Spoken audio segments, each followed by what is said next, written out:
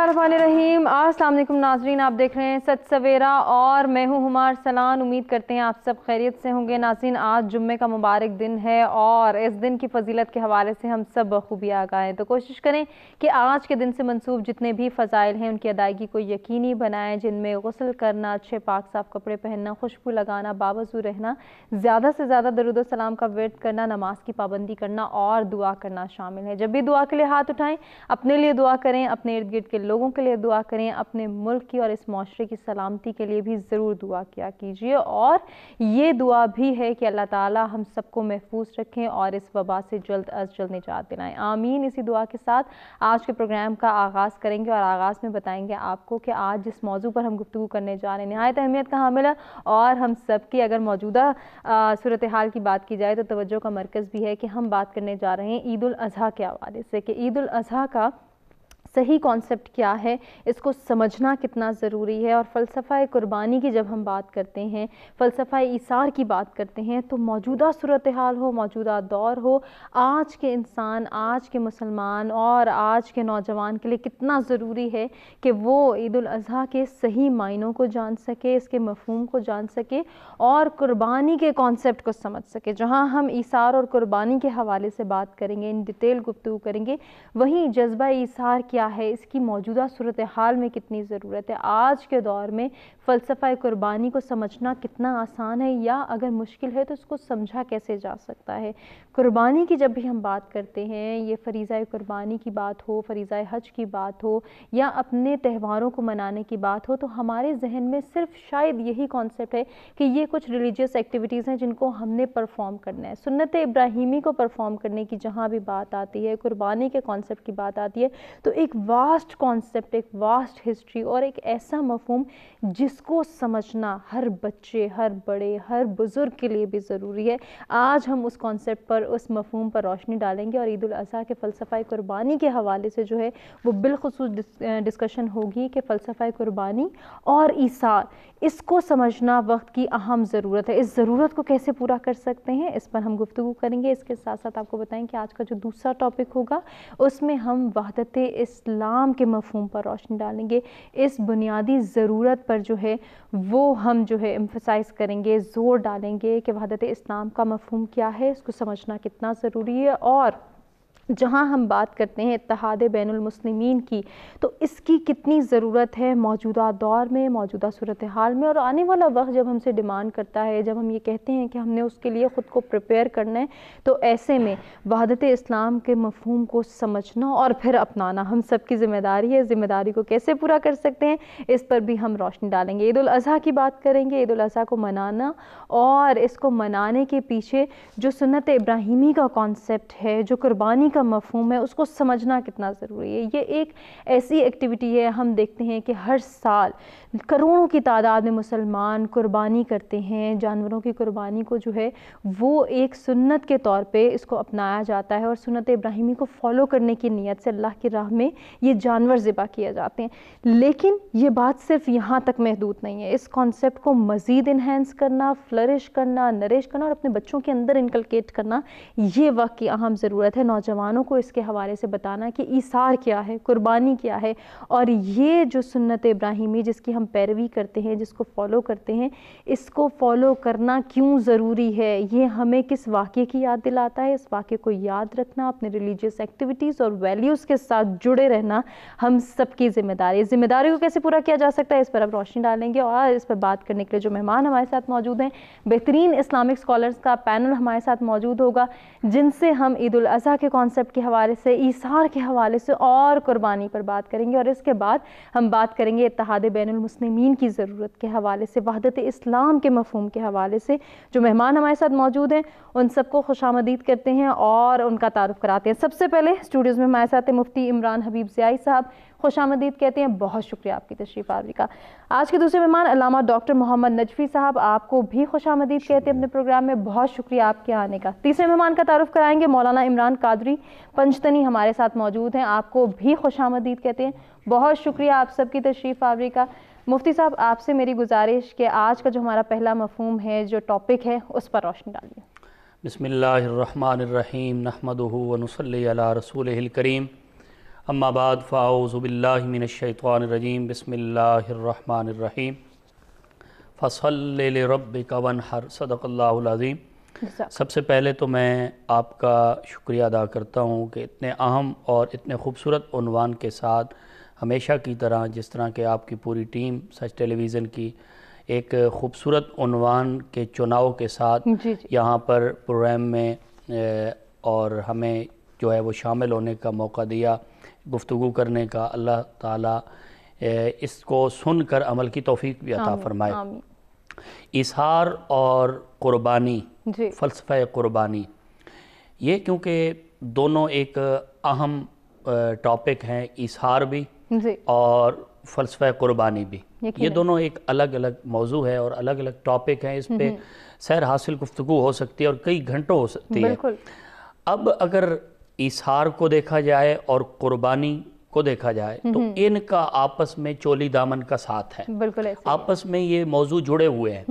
اسی لیے جب میں اکثر کہا کرتا ہوں کہ اکثر ہم نے دیکھا چینلز جب کوئی ایسے پروگرام کو ترتیب دیتے ہیں تو جو ٹاپک ہے وہاں پر آ کر یا عنوان کا جو چناؤ ہوتا ہے اس میں سچ ٹیلی ویژن کا الحمدللہ پہلا نمبر ہے۔ بہت شکریہ۔ اور یہ آپس میں ان کا جو تعلق ہے، جو ربط ہے، اس چیز کو اجاگر کرنے کی آج کل ضرورت ہے۔ بے شک ایسے ہی۔ اور یہ کیونکہ قربانی کے ایام ہے، کل عید الاضحیٰ کا خوبصورت دن بھی ہے اور مسلمان ایک جذبہ ایمانی کے ساتھ اور ایثار کے جذبے کے ساتھ اور پھر دل کی جو ایک خوبصورت کیفیات ہیں ان کو رب کے حضور پیش کرتے ہوئے صرف قربانی ہی نہیں پیش کریں گے بلکہ اپنی جو لغزشیں ہیں، اپنے جو خطائیں ہیں اور جو مخلوق خدا کی انسان کے دل میں جو ایک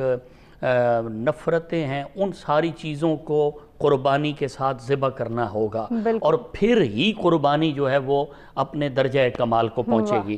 تو میں یہاں یہ عرض کروں گا کہ قربانی کی جو اہمیت اور فضیلت ہے اگر اس کو پہلے سمجھا جائے تو پھر اس کے بعد جذبہ ایثار جو ہے وہ انسان کو سمجھ میں آئے گا کہ جب ایک چیز کی اہمیت دیکھی جاتی ہے تو اس کی فضیلت اور اہمیت جو ہے وہ پہلے اس کی حقیقت کو سمجھا جاتا ہے کہ اس کی حقیقت آخر میں کیا ہے۔ بالکل حقیقت جو ہے وہ قربانی کی یہ ہے کہ جس کی جیسا کہ آپ نے انٹرو میں بتایا کہ یہ ہمیں ایک عظیم واقعہ کی طرف اور ایک عظیم جو ہے وہ واقعہ کی طرف یہ اشارہ کرتی ہے، یہ ہماری قربانی جو ہم ادا کرتے ہیں، یہ جو فریضہ ادا کرتے ہیں سنت ابراہیمی۔ تو نبی پاک صاحب الولاق صلی اللہ علیہ وآلہ وسلم صحابہ اکرام نے عرض کی اللہ کے رسول ما حاذہ الاضاحی، قربانی کیا ہے؟ تو آقا علیہ السلام نے فرمایا کہ سنت ابیکم ابراہیم، یہ تمہارے باپ حضرت ابراہیم علیہ السلام کی سنت ہے۔ جی بے شک۔ پھر صحابہ نے عرض کی یا رسول اللہ قالوا فما لنا، اس میں ہمارے لیے کیا ثواب ہے؟ تو آقا علیہ السلام نے فرمایا کہ قال بکل شعرۃ حسنۃ، فرمایا کہ ہر قربانی کے جانور کے ایک ایک بال کے بدلے میں میرا رب اس کو نیکی عطا فرمائے گا جو قربانی کرنے والا ہے۔ تو اب اس کی حقیقت کیا ہے؟ اب میں شروع سے عرض کروں گا کہ حضرت ابراہیم علیہ السلام آپ کو اللہ نے ایک بڑھاپے میں جا کر، بڑی عمر میں جا کر، ایک طویل مدت کے بعد ایک خوبصورت سے بیٹے عطا فرمائے۔ حضرت ابراہیم علیہ السلام کو حضرت اسماعیل علیہ السلام کی دولت نصیب ہوئی۔ تو آپ کی جو ایک محبت ہے ان کی بیٹے کی ایک محبت وہ دل میں زیادہ سے زیادہ ہوتی جا رہی ہے۔ اب فرشتوں نے عرض کی یا اللہ حضرت ابراہیم علیہ السلام کا اور آپ کا خلت کا ایک تعلق ہے، یعنی آپ کے خلیل ہیں وہ۔ تو خلیل وہ ہوتا ہے کہ جس کے من میں، جس کے قلب میں، جس کے دل میں کسی اور کی محبت گھر نہ کرے۔ یہ خلیل علیہ السلام آپ نے ان کو بیٹا دیا، بڑھاپے میں دیا، اب ان کے دل میں بیٹے کی محبت زیادہ ہوتی جا رہی ہے۔ تو ان کو اب ہم کیا کہیں، یہ خلیل ہیں؟ فرمایا ہاں بالکل یہ میرے خلیل ہیں، تو اگر آپ چاہتے ہو تو میں آزما کے دیکھ لیتے ہیں، آپ کے سامنے آزمائیں گے، پتہ چل جائے گا کہ حضرت ابراہیم علیہ السلام درجہ خلت میں کس طرح کمال کو پہنچے ہوئی شخصیت ہیں۔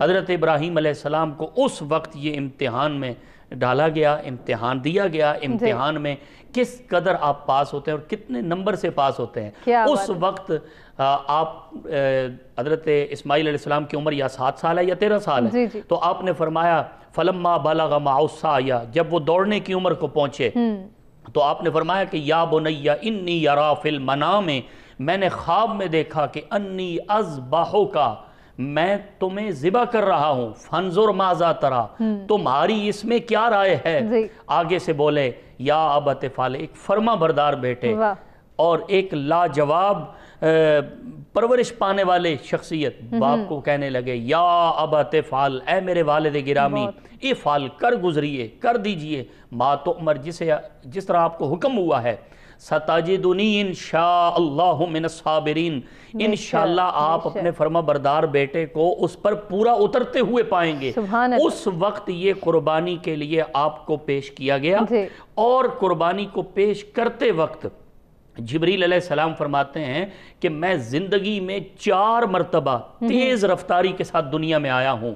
پہلی بار اس وقت جب حضرت ابراہیم علیہ السلام کو من جنیق کے ذریعے آگ میں ڈالا جا رہا تھا، مجھے حکم ہوا ابھی آگ میں نہ پہنچیں، جبریل تم نے پہلے پہنچنا ہے، اس وقت میں پوری رفتار کے ساتھ پہنچا۔ اور دوسری بار جب حضرت ابراہیم علیہ السلام چھری چلا رہے تھے، تیسری بار چھری جب چلی تیز رفتار کے ساتھ لیکن چھری کاٹ نہیں رہی، حکم ہوا اے پیارے جبریل جنت سے ایک مینڈا لے جائیے، اب اگر چھری مکمل نہ ہونے پائے آپ نے پہلے مینڈا لٹا دینا ہے۔ اس وقت رفتار کے ساتھ ہے۔ تیسری بار جب حضرت یوسف علیہ السلام کو کنویں میں ڈالا گیا تو رسی انہوں نے کاٹنا چاہی، بتایا گیا کہ جبریل جلدی پہنچو، جنت سے ایک تخت لے کر، کہتے ہیں ابھی انہوں نے رسی کاٹی تھی تو میں جنت سے چلا تھا، وہ تخت لے کر ابھی وہ پانی پر نہیں پہنچے تھے کہ میں نے پہلے تخت بچھا دیا۔ اور چوتھے نمبر پہ فرمایا کہ جب جنگ احد میں آقا علیہ السلام کے دندان مبارک شہید ہوئے، خون مبارک کا قطرہ ابھی نکلا تھا،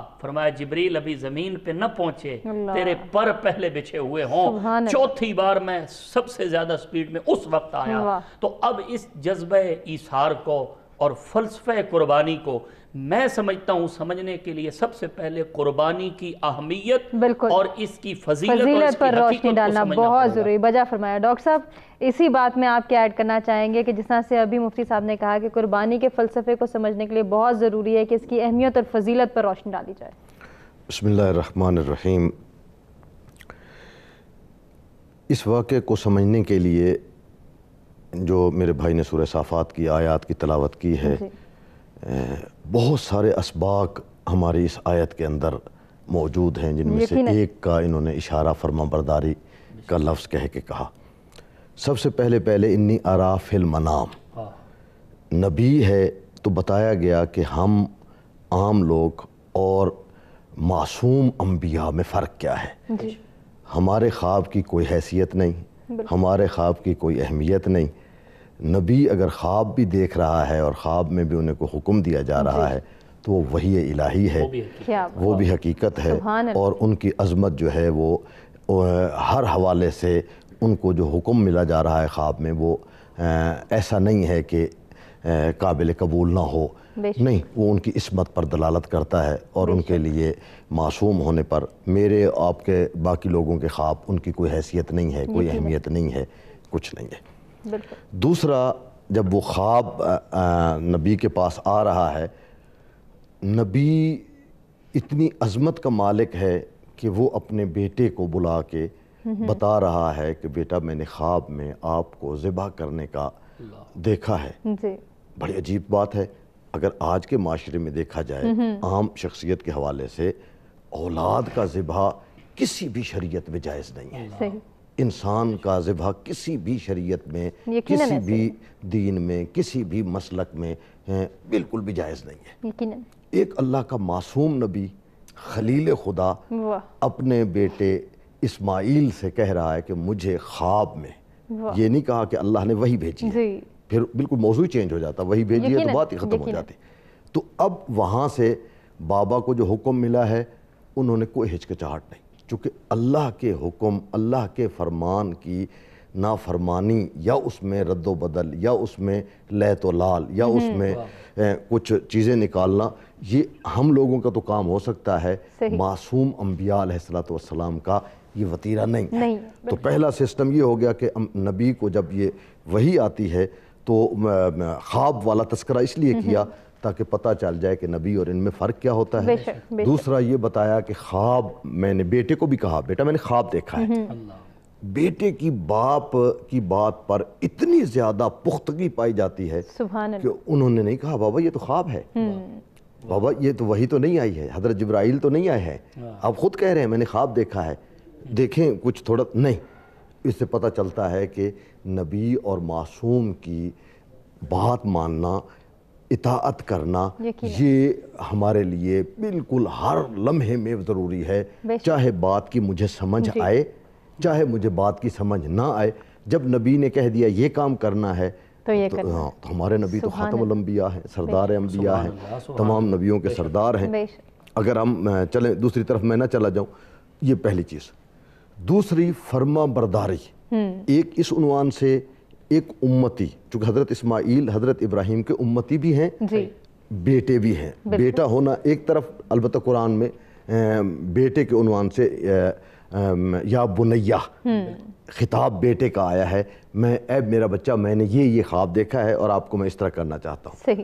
جس طرح قبلہ صاحب نے فرمایا عمران بھائی نے کہ یہاں پھر آ جاتا ہے کہ بلا چوں چراں اطاعت اور اتباع میں فرق ہوتا ہے۔ اتباع کا مطلب ہوتا ہے کسی کے قدموں پہ قدم رکھ کے پیچھے چلتے جانا۔ اب جس کے پیچھے چل رہے ہیں وہ ہو سکتا ہے کہ وہ غلط راستہ جا رہا ہو، لیکن اطاعت میں اس کا تعلق قلب کے ساتھ ہے، دل کے ساتھ ہے، اس کا تعلق جو ہے وہ اعمال اور اعضاء و جوارح کے ساتھ نہیں ہے۔ دل بتاتا ہے کہ نہیں۔ یہاں حضرت اسماعیل علیہ السلام ایک تو ہمیں یہ سبق سکھا رہے ہیں، چلیں اگر اسی موضوع کو لے لیں یا بنیہ کو بھی ذہن میں رکھ لیں، اولاد کی والد کے حوالے سے گفتگو پر ہماری توجہ کیسی ہونی چاہیے۔ تو یہ گویا ہمیں بتایا جا رہا ہے کہ جو اولاد ہے اس نے اپنے والد صاحب کی بات کو کیسے ماننا ہے، اگرچہ وہ آپ کو ذبح کرنے کا بھی کہہ رہا ہے تو آپ کو حق نہیں ہے کہ آپ کہیں، چونکہ یہ بنیہ کا خطاب ہے تو یہ بتا رہا ہے کہ فرما برداری اولاد کی کتنی زیادہ ہے۔ سبحان اللہ۔ تیسرا نقطہ، بیٹے کی فرما برداری، اتنا بڑا جملہ کہا بابا افعل ما تؤمر، جو آپ کو آرڈر دیا گیا ہے، یہ نہیں کہا جو آپ نے خواب دیکھا ہے۔ تو لہذا بچے کو پتہ ہے، حضرت اسماعیل کو پتہ ہے کہ بابا میرا عام آدمی نہیں ہے، اس کا خواب جو کہہ رہے ہیں، نہیں کہا وہی، یہ تو اللہ کی طرف سے ایک خصوصی آرڈر آیا ہے، آپ فوراً کریں۔ اور پھر فرمایا انشاءاللہ آپ مجھے صابرین سے پائیں گے، صبر کرنے والوں سے پائیں گے۔ یہ نہیں کہا کہ جناب مجھ سے، وہاں حتمیت نہیں کہی، وہاں حتمیت نہیں کہی کہ جناب میں جو ذبح آپ کر رہے ہوں گے تو اس وقت ہو سکتا ہے میری پوزیشن کیا ہو، یہ نہیں کہا، نہیں آپ مجھے صبر کرنے والوں پائیں گے، چونکہ اللہ صابرین کو پسند کرتا ہے۔ بجا فرمایا۔ علامہ صاحب ہم اسی کو جو ہے کنٹینیو کریں گے، ایک بریک کی جانب بڑھنا ہے، بریک سے واپس آتے ہیں، گفتگو کے سلسلے کو آگے بڑھاتے ہیں۔